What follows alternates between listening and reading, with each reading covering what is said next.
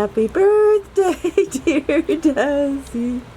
Happy birthday to you. Are you having a good time? You like your cupcake? Look at that cupcake.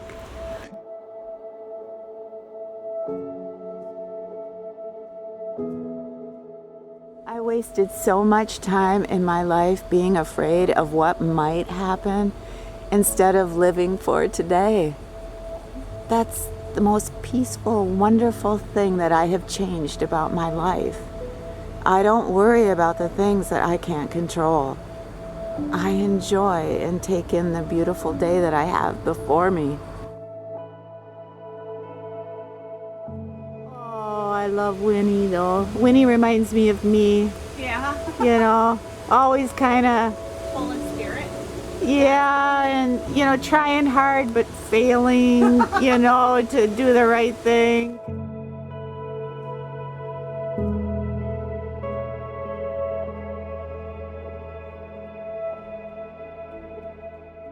I think wherever we go, no matter our circumstance, we never really are living alone.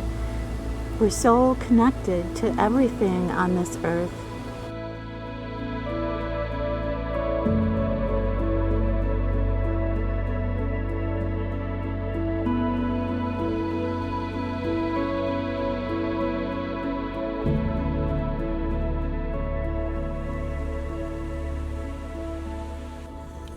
A good dog never dies, he always stays.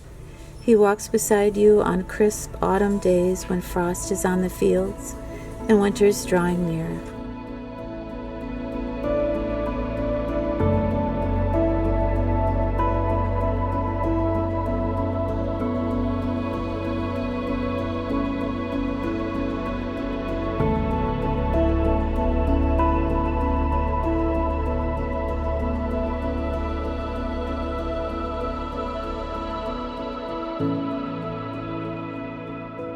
You can get a beer batter for it. Come your choice potato and coleslaw.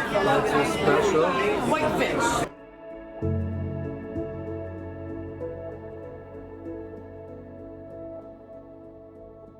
I am so happy to see you today. Thank you so much for coming back and seeing me and Desi. I hope you had a good, safe week. And you know what?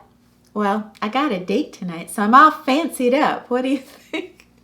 I got one of my very favorite paisley dresses. It's linen. It's so pretty. I showed it to you before. And I'm going to a concert downtown, so I will give you a full report and let you know how it went.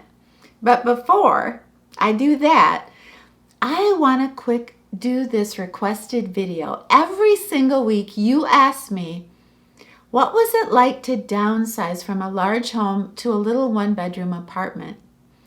What are some of the practical things you did with your furniture and your clothes? And the other thing you want to know about is, how did I create a home?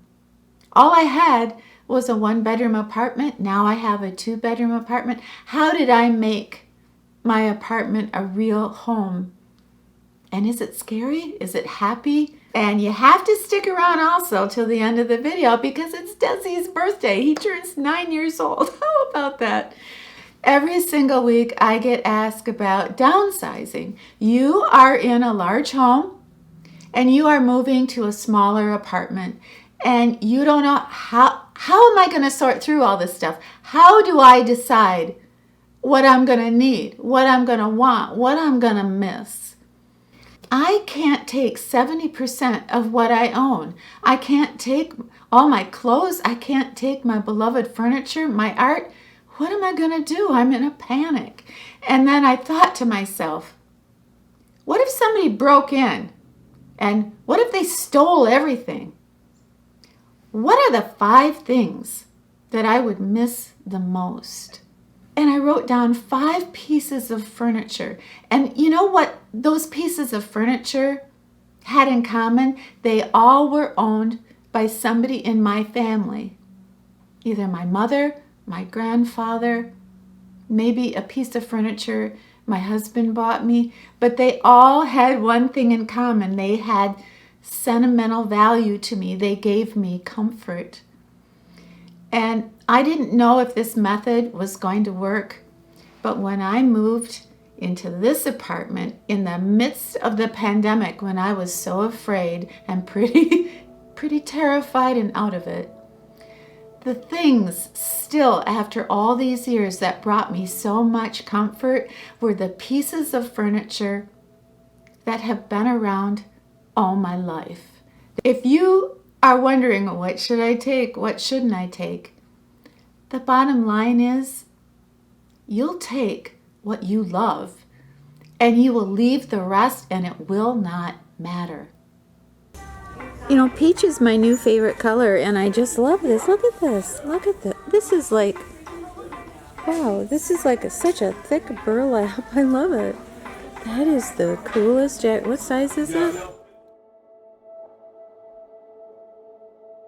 When you are moving and you are starting a brand new life, you do run right into yourself.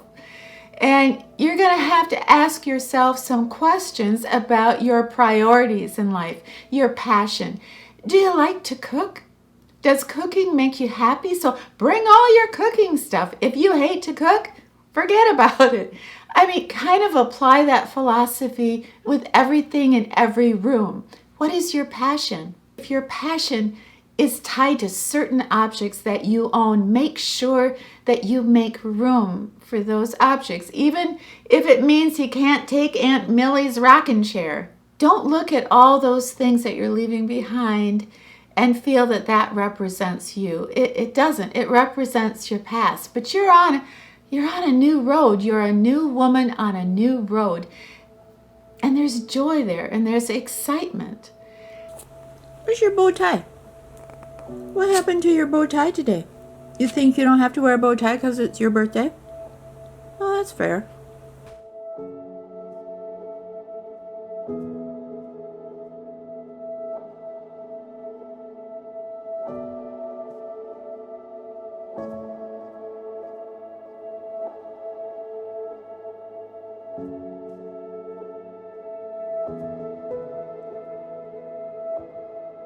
I was a brand new woman on a brand new road, and I was scared.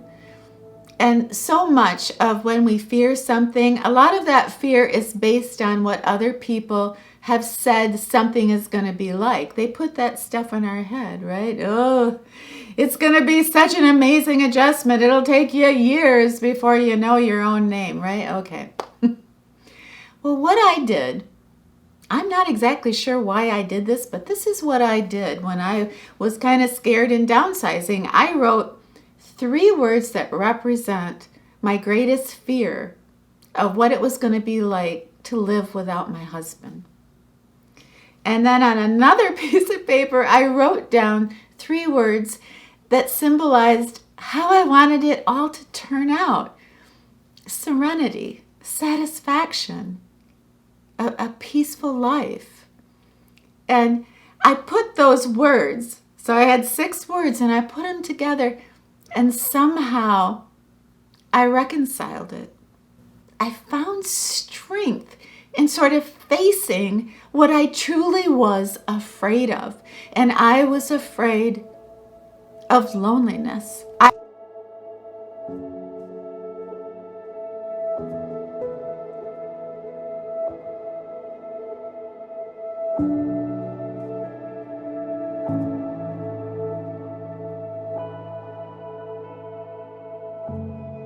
You know, happiness is kind of a subjective thing, isn't it?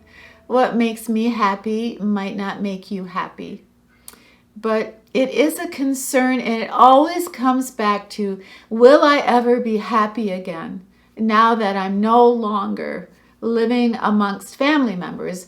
I don't have my husband anymore. I don't have my partner anymore. Am I ever going to be happy? Well, I was reading about a survey they did in the United Kingdom, and they followed, I think it was 15,000 women, and they tracked their level of happiness, how happy they said they were throughout those 2 years of living by themselves. And they found that as time went on, the women reported higher and higher levels of being happy. They were trying to figure out, why are these women so happy? And their conclusion was these women felt happy because they felt free. 90% of them actually used the word free in describing their level of happiness. Now, I know that many of you would say, well, when I was married to my beloved husband, I felt free and I was happy. And I understand that. I felt that way too. I answered to my husband and I didn't mind. I loved him. Right now, I live alone and I don't answer to anybody, and I like that too. So I don't think one cancels out the other.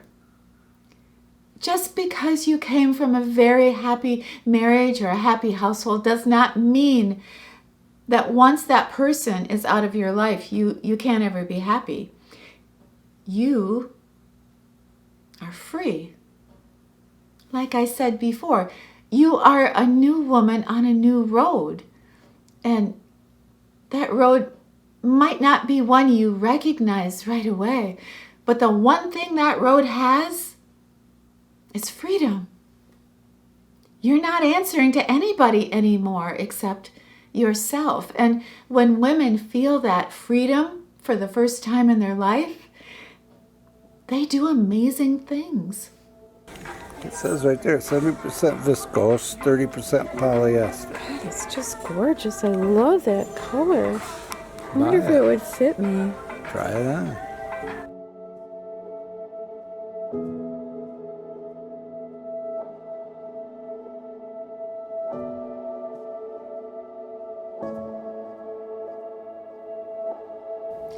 I have been married most of my life, but I have been living single for the last 11 years. And before I kind of share with you some of the things that I cherish and credit for me being so happy today, I want to share with you a couple mistakes that I made. And the first one was that I felt almost ashamed of my circumstances. I had gone through a painful divorce, and instead of reaching out to family and friends, oh no, I just wanted to be by myself. And I grew very lonely and very isolated, and it made my situation worse. And I would say to myself, well, I just need this space. I need time to heal. Yeah, okay, 3 months, I'll give you that. But after that, forget about it. So in looking back, I so wish I had not isolated myself. And I did that for a couple years. So I don't want to see you make that same mistake. No matter what your circumstances, reach out. If you need something, ask for it. People want to help you. They love you. Just because maybe you don't feel like you love yourself, that doesn't mean other people stop loving you. They love you even more because they know you're hurting. The second colossal mistake I made was I wasn't nice to myself. It was Christmas time. I love Christmas, right? But instead of respecting myself and putting up a tree and a wreath and getting presents, I said to myself, well, why bother? What kind of life do I have now? I lost my husband. I lost my big life. Maybe I did feel there was just no point to that beautiful Christmas tree and the lights. Why should I do that just for me? Why? What am I worth now that I'm alone? Who am I decorating for? So I didn't put up a tree, and I didn't put up my little Santas. And it was one of the worst mistakes I ever made. I love Christmas, and I was so sad. I went to my son's house for Christmas Eve, and when I came home Christmas Day, I came home to a house with no tree, no decorations, no freshly baked bread. I looked around and it looked like May. And I felt like I had shown myself such disrespect. You're making your house your home, and that includes joy and happiness and holidays and corny little things you might put all over your place just to make yourself smile. Why? Because you love yourself and you need to show yourself respect and affection.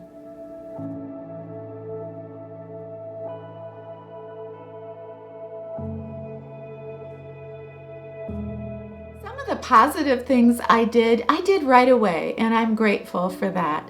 I decided I would have little rituals, like I would cook for myself at night. I would go ahead and take walks with Cooper or with Desi, and those walks would be sort of structured and timed. So it was something I could count on every day.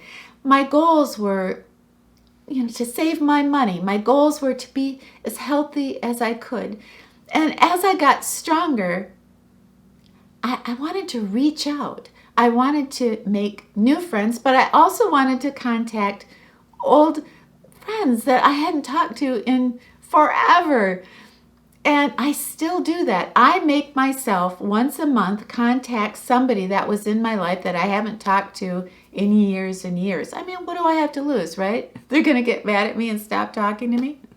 I have the best time doing this, and it has given me so much joy, excitement of like, oh my gosh, I haven't seen my friend in 20 years and we're going to have lunch. And it always is wonderful. Isn't that beautiful? What do you think that is, Hal? I think it's a place out in the desert. Do you?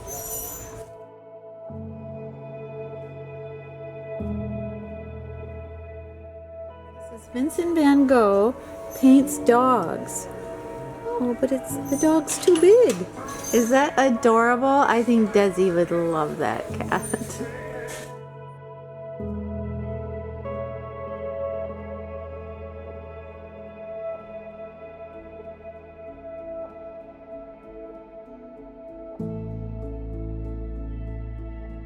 One of the things that I started doing right away when I started my little channel was I would always go thrift shopping with you all, and I would always do little decor videos. And I'm not a professional decorator. I have no license to do anything except drive, and that's debatable. Anyway, I loved going thrifting and decorating, and maybe you do wonder to yourself sometimes, like, why is she doing all those decorating videos all the time? It's because that brings me closer to making my apartment my home. And it is my home. And I'm proud of it, and I want to share it with you. Plus, I'm doing it for practically no money, and it's so much fun because we inspire each other, right? And the biggest thing that I have learned is surrounding myself with things that I love, that give me so much pleasure and peace. And the biggest thing I've changed is to stop worrying about things that I can't control. So laugh at that funny little folk art sheep. Have a good time, but don't worry about things that haven't happened. Worry about right now, being in the now. And I learned this a long time ago. Even though I kind of forgot it, I was reminded this week when I was filming this video of a friend of mine that I want to tell you about, and her name was Dani. And when I had my catering company, I had a nice little office, and I shared office space with 50 other companies. And so we all knew each other pretty well because we shared the same 2 receptionists. Anyway, so Dani was this amazing, beautiful, sophisticated woman. And she had a lovely husband and a lovely son, and they worked in real estate, and we all became such good friends. And Dani was battling ovarian cancer, and she was given 18 months to live when I met her. And you know who was the funniest, most charming, wonderful woman in our office? Yeah, Dani. Well, there was a Christmas party, and we were all there, And yeah, we had maybe a couple drinks, and there was this other guy, Terry, and he was a real estate guy, and he tended to hit the sauce pretty heavy, right? And he was always in a bad mood. It seems like he was always being audited by the IRS. Well, that's another story. But anyway, so we're all having a wonderful time at this Christmas party. And we're all getting into the beautiful food and the decorations. And here comes Terry. And Dani is telling a joke, and we're all laughing. And Terry approaches her and he says, "I don't get it. Why are you so happy? I mean, you're dying, for crying out loud. Why are you so happy?" And she looked at him and she put her hands on his cheeks and she said, "You know what? I'm not dying today. I'm having a damn good time, and I suggest you get with the program." It was such a wonderful moment.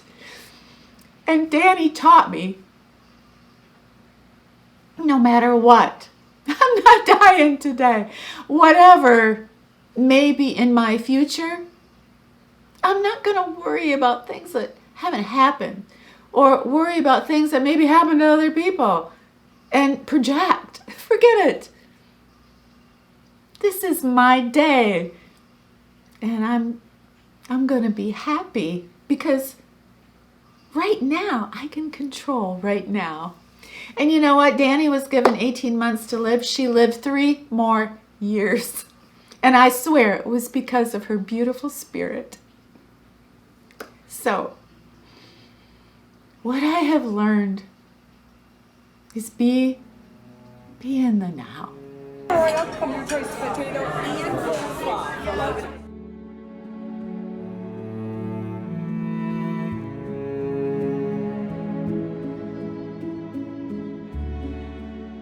So connected to everything on this earth if we just open our hearts to it.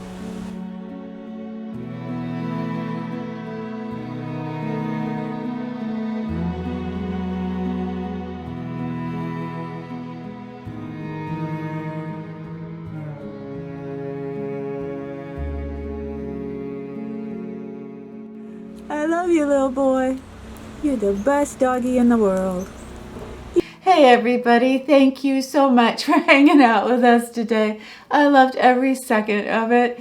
And I have a neighbor who has 2 beautiful dogs, Winnie and Teddy, and she baked Desi a little birthday cupcake with all doggy friendly ingredients. So we're going to have that now. And I know you all want to wish him a happy birthday. So he's going to have a good one. He already had his spa day where he got a nice massage and a walk and a fancy haircut.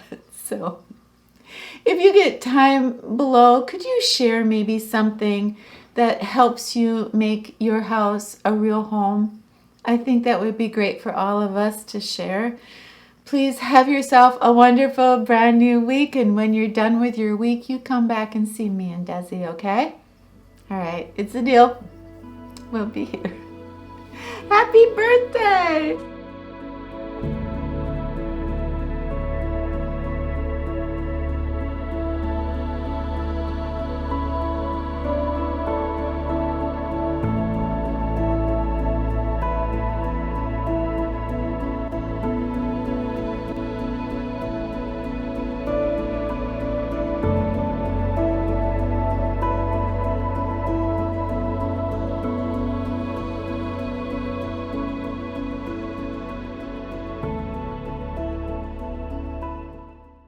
Happy birthday, dear Desi. Happy birthday to you. Are you having a good time? You like your cupcake? Look at that cupcake.